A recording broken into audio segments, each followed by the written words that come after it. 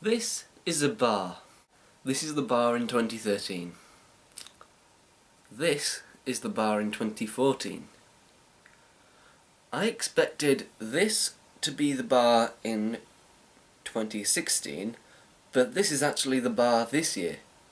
For a long time I have thought that the bar in 2016 would be higher, but I'm now starting to doubt that prediction.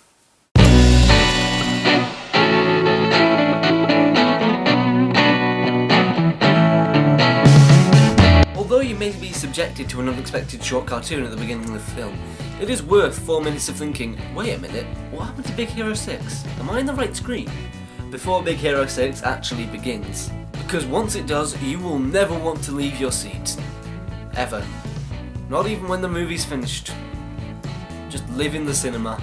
If you didn't know, Big Hero 6 is an adaptation from Marvel comic superhero team of the same name, and it is the first official Disney-Marvel collaboration. There are a lot of changes from the comic books, just to warn you, because in case you didn't know, not all comic book movies are 100% accurate to the source material. The centre of the film is Hero Hamada and his relationship with his late brother's robot Baymax, who is just as lovable as the trailers promised. In fact, this movie delivered on everything the trailer promised except for Greek Fire's Top of the World, which was replaced with Fall Out Boy's Immortals. The supporting cast make up the rest of the Big Hero 6, who are a bunch of quirky people who go to robot making school. Despite taking second place to Hero and Baymax, they all deliver and they all have very distinct, likeable personalities. Not only does this film have a pretty solid plot, a twist I didn't see coming, a Stan Lee cameo and an overpowered supervillain, it also manages to be incredibly funny and enjoyable without the jokes seeming somewhat out of place. All I can really say is, I am satisfied with this film.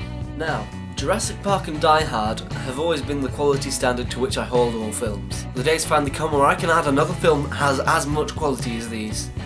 Kingsman: The Secret Service. Kingsman: The Secret Service is yet another Matthew Vaughn adaptation of a Mark Millar comic book, and it is unbelievably good. There are so many good things about this film, I simply don't have enough time to go into detail about all of them, because that would require the runtime of the film itself.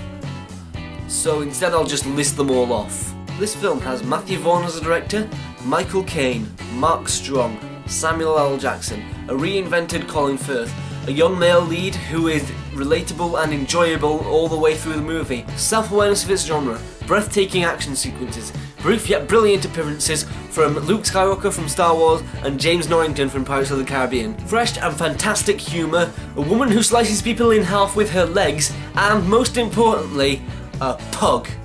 Although it can be argued that the CGI is not amazing, and that the film borders on the edge of having too many subplots, the CGI isn't terrible, and the film never goes over the edge with the subplots. I said last episode that it would take a lot to be better than the theory of everything.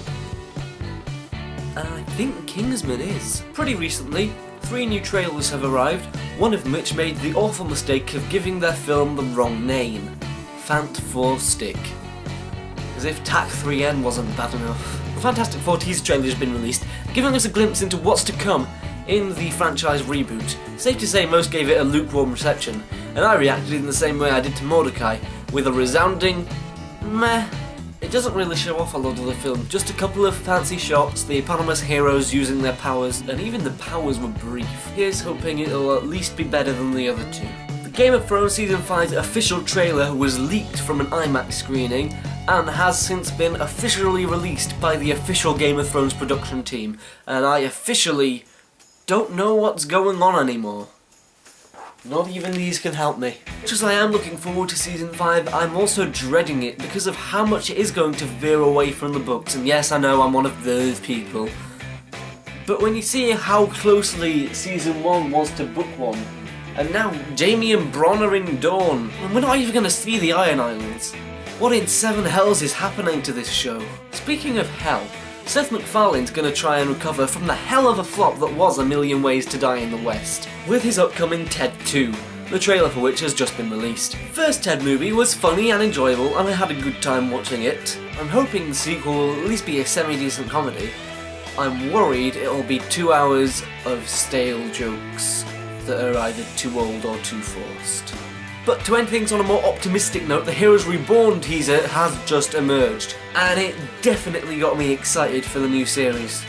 which is pretty impressive for 16 seconds. This teaser did its job perfectly. It made me want to know more. Like, who is that girl? Who is this guy? What will Noah Bennett's role be in all this? And to top it off, the return of the classic Heroes music really does just complete the overall Heroes feel you get from the teaser. That's all for this episode, so if you liked it, like it. If you want to see more, subscribe. And if you've got an opinion on my opinions, or just the things I'm talking about, share it in the comments. Thanks for watching.